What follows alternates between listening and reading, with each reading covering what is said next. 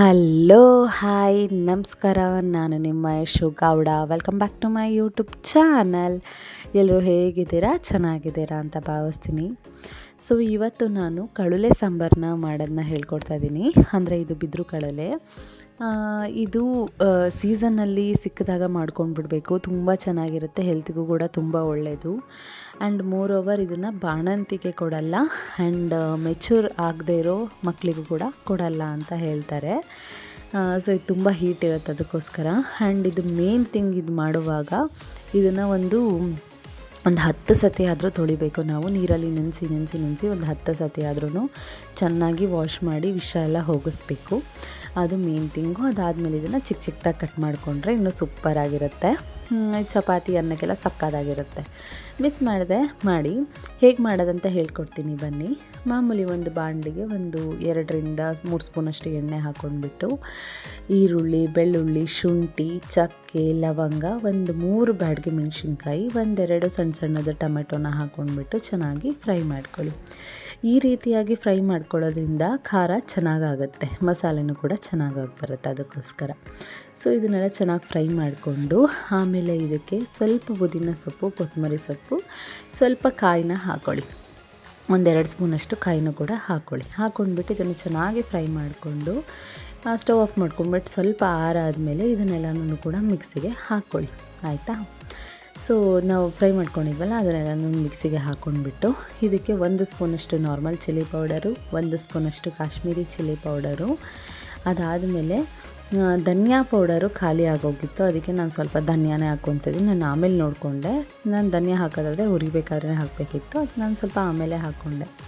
ಆಮೇಲೆ ಸ್ವಲ್ಪ ಅರಿಶಿನ ಪುಡಿ, ಆಮೇಲೆ ಮನೇಲೇ ಮಾಡಿಟ್ಕೊಂಡಿರೋವಂಥ ಸಾಂಬಾರು ಪುಡಿ 1 ಸ್ಪೂನ್, ಇಷ್ಟನ್ನು ಕೂಡ ಹಾಕ್ಕೊಂಡು ಚೆನ್ನಾಗಿ ಫೈನಾಗಿ ಪೇಸ್ಟ್ ಮಾಡ್ಕೊಳ್ಳಿ. ಆಮೇಲೆ ಈ ಕಡೆ ಒಂದು ಕುಕ್ಕರಿಗೆ 1-2 ಸ್ಪೂನಷ್ಟು ಎಣ್ಣೆ ಹಾಕ್ಕೊಂಡ್ಬಿಟ್ಟು ಇದಕ್ಕೆ ಆ್ಯಸ್ ಯೂಶ್ವಲ್ಲು 1 ಸ್ಪೂನಷ್ಟು ಸಾಸಿವೆ, ಆಮೇಲೆ ಒಂದು ಸ್ವಲ್ಪ ಕರಿಬೇವು, ಆಮೇಲೆ ಒಂದು ಫುಲ್ ಬೆಳ್ಳುಳ್ಳಿ, ಜಜ್ಜಿಟ್ಕೊಂಡಿರೋಂಥ ಬೆಳ್ಳುಳ್ಳಿನ ಹಾಕ್ಕೊಂಡ್ಬಿಟ್ಟು ಇಲ್ಲಿ ಎಲ್ಲ ಥರ ಕಾಳನ್ನೂ ಹಾಕ್ಕೊಳ್ಳಿ. ನಿಮ್ಮನೇಲಿ ಏನೇನು ಕಾಳಿರುತ್ತೆ ಅದೆಲ್ಲ. ಇಲ್ಲಿ ನಾನು ಬಂದುಬಿಟ್ಟು ಕಡಲೆಕಾಳು, ಬಟಾಣಿ, ಹೆಸರು ಕಾಳು 3 ಥರ ಕಾಳನ್ನೂ ಹಾಕ್ಕೊಂಡಿದ್ದೀನಿ. ಇದಕ್ಕೆ ಹಲಸುಂಡೆ ಕಾಳು, ಅವರೆಕಾಳು ಎಲ್ಲನೂ ಕೂಡ ಹಾಕ್ತಾರೆ, ಅದು ಹಾಗಾದ್ರೆ ಇನ್ನೂ ಚೆನ್ನಾಗಿರುತ್ತೆ. ನಾನಿಲ್ಲಿ 3 ಥರ ಕಾಳುಗಳನ್ನೂ ಕೂಡ ಹಾಕ್ಕೊಂಡಿದ್ದೀನಿ. ಸಕ್ಕತ್ತಾಗಿರುತ್ತೆ. ಎಲ್ಲ ಥರ ಕಾಳುಗಳನ್ನೂ ಹಾಕಿ ಮಾಡಬೇಕು. ಅದಾದಮೇಲೆ ಆಲೂಗಡ್ಡೆ, ಆಮೇಲೆ ಇದು ಬಿದಿರು ಕಳಲೆ, ಅದನ್ನು ಕೂಡ ಚಿಕ್ಕ ಚಿಕ್ಕದಾಗಿ ಹೆಚ್ಕೊಂಡು ಇಟ್ಕೊಂಡಿದ್ದೆ.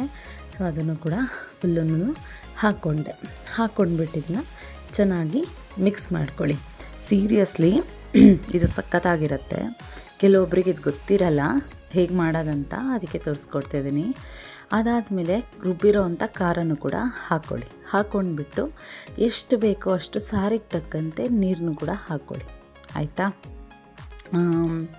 ಅಂದರೆ ತುಂಬ ತೆಳುವು ಮಾಡ್ಕೊಂಬಿಡಿ. ಇವಾಗ ನಾವು ಕಾಳು ಸಾರೆಲ್ಲ ಮಾಡ್ತೀವಿ ಗೊತ್ತಾ, ಆ ಥರ ಮಾಡ್ಕೊಳ್ಳಿ, ಚೆನ್ನಾಗಾಗುತ್ತೆ. ಅದಾದಮೇಲೆ ಇದಕ್ಕೆ ರುಚಿಗೆ ತಕ್ಕಷ್ಟು ಉಪ್ಪನ್ನು ಕೂಡ ಹಾಕ್ಕೊಂಡ್ಬಿಟ್ಟು ಚೂರು ಲಾಸ್ಟಿಗೆ ಹುಣಸೆಹಣ್ಣಿನ ರಸನೂ ಕೂಡ ಹಾಕ್ಕೊಳ್ಳಿ. 1 ಸ್ಪೂನಷ್ಟು ಹುಣಸೆಹಣ್ಣಿನ ರಸನೂ ಕೂಡ ಹಾಕ್ಕೊಂಡು ಚೆನ್ನಾಗಿ ಮಿಕ್ಸ್ ಮಾಡ್ಕೊಂಡ್ಬಿಟ್ಟು ಲಿಡ್ ಕ್ಲೋಸ್ ಮಾಡಿ ಒಂದು 3 ವಿಷಲ್ ಕೂಗಿಸ್ಕೊಳ್ಳಿ. ನಾವು ಮಾಮೂಲಿ ಕಾಳು ಸಾರಿಗೆಲ್ಲ ಎಷ್ಟು ಕೂಗಿಸ್ತೀವಿ ಅಷ್ಟು ಕೂಗಿಸಿದ್ರೆ ಸಾಕಿದ್ದು ಬೇಗನೆ ಬೆಂದೋಗುತ್ತೆ. ಸೊ 3 ವಿಷಲ್ ಕೂಗಿಸಿದ ನಂತರ ನೋಡಿ ಎಷ್ಟು ಚೆನ್ನಾಗಿದೆ ಅಂತ. ನಿಜವಾಗ್ಲೂ ಇದು ತುಂಬ ಚೆನ್ನಾಗಿರುತ್ತೆ ಗಾಯ್ಸ್, ಮತ್ತು ಹೆಲ್ತಿಗೂ ಕೂಡ ತುಂಬ ಒಳ್ಳೆಯದು. ಆ್ಯಂಡ್ ಹೆಣ್ಮಕ್ಳು, ಅಂದರೆ ಪೀರಿಯಡ್ಸ್ ಆಗದಲ್ಲೇ ಇರೋ ಹೆಣ್ಮಕ್ಳು ಇದನ್ನು ಕೂಡ ತಿಂದ್ರೂ ಕರೆಕ್ಟಾಗಿ ಪೀರಿಯಡ್ಸ್ ಆಗ್ತಾರೆ ಅಂತ ಹೇಳ್ತಾರೆ. ಆ್ಯಂಡ್ ಮೋರ್ ಓವರ್ ಮೇಯ್ನಾಗಿ ಪ್ರೆಗ್ನೆಂಟ್ ಲೇಡೀಸ್ ಇದನ್ನು ತಿನ್ನಬೇಡಿ, ಆ್ಯಂಡ್ ಮೆಚೂರ್ ಆಗದೇ ಇರೋ ಹೆಣ್ಮಕ್ಳು ಇದನ್ನು ತಿನ್ನಬೇಡಿ. ಆಯಿತಾ? ಇನ್ನು ಯಾರು ಬೇಕಾದರೆ ಇದನ್ನು ತಿನ್ಬೋದು. ತುಂಬ ಚೆನ್ನಾಗಿರುತ್ತೆ, ತುಂಬ ಒಳ್ಳೆಯದು ಕೂಡ. ಮಿಸ್ ಮಾಡದೆ ಇದೇ ರೀತಿಯಾಗಿ ಟ್ರೈ ಮಾಡಿ ನೋಡಿ. ಸೊ ಈ ವಿಡಿಯೋ ನಿಮಗೆ ಇಷ್ಟ ಆಗಿದ್ದರೆ ದಯವಿಟ್ಟು ಲೈಕ್, ಶೇರ್, ಕಮೆಂಟ್ ಮಾಡ್ಕೊಳ್ಳಿ, ಸಬ್ಸ್ಕ್ರೈಬ್ ಮಾಡಿ, ಹೀಗೆ ನನಗೆ ಸಪೋರ್ಟ್ ಮಾಡಿ.